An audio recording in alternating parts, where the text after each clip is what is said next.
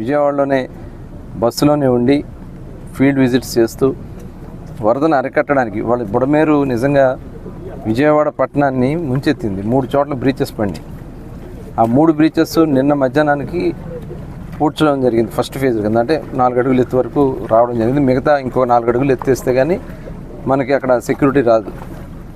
అలాగే కొంత ఓలలు పడి దాంట్లోంచి కొంత వాటర్ వస్తుంది. ఒక 500 క్యూసెక్లు ఇప్పుడు బయటకు వస్తుంది.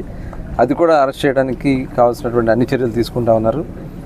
అట్లాగే మరి అక్కడ నిమ్మల రామానాయుడు గారు కానీ అదేవిధంగా లోకేష్ గారు కానీ అక్కడే ఉండి పర్యవేక్షణ చేస్తూ బహుశా ఈరోజు సాయంత్రానికి ఒకవేళ బుడమేరుకి వచ్చినటువంటి వరద దాదాపు 15-16 వేల క్యూసెక్లు వచ్చినా కూడా ఇబ్బంది లేకుండా చేస్తారు. అది కేవలం ఆ రోజు డైవర్షన్ కాలువ 36,000 క్యూసెక్ల కెపాసిటీకి చంద్రబాబు నాయుడు గారు పనులు స్టార్ట్ చేపిస్తే జగన్మోహన్ రెడ్డి గారు దాన్ని క్యాన్సిల్ చేశారు. మళ్ళీ పిలవల. నిజంగా అది కానీ పూర్తయి ఉన్నట్టంటే ఆ డైవర్షన్ కానీ పూర్తయి ఉన్నట్టయితే బుడమేరు విజయవాడకి ఇంత ఎఫెక్ట్ వచ్చి ఉండేది కాదు. కేవలం వాళ్ళు చేసినటువంటి పాపమే. అదే కాదు, ఇదంతా కుట్రపూరితంగా కనబడుతూ ఉంది.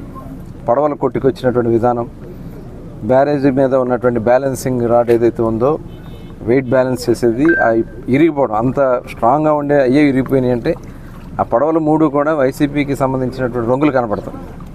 ఇదంతా కూడా తీవ్రంగా ఆలోచించాల్సిన విషయం. ప్రజలే చెప్తా ఉన్నారు ఇదేదో ఉద్దేశపూర్వకంగా చేసినట్టు. నిజంగా అవి కానీ బ్యారేజీకి కానీ ఏదైనా డ్యామేజ్ జరిగినట్టయితే మొత్తం లక్షల్లో ఉండేది ప్రాణ నష్టం.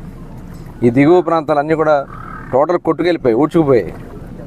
మరి ఇలాంటి కుట్రను కూడా మనం జాగ్రత్తగా పరిశీలన చేయాలి. ఇవన్నీ కూడా మరి ఇవాళ పేపర్స్లో చూస్తున్నాం.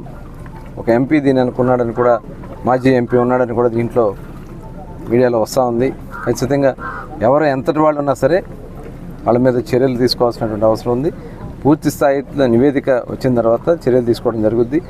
ప్రజల్ని అధైర్యపడొద్దు, ధైర్యంగా మేమందరం కూడా ఉన్నాం. ఇవాళ జనసేన మరి అధ్యక్షులు పవన్ కళ్యాణ్ గారు కూడా ఆయన ఎఫెక్ట్ అయిన ఏరియాలో పంచాయతీకి ₹1,00,000 ఆయన సొంత నిధులు ఇస్తూ ఉన్నారు.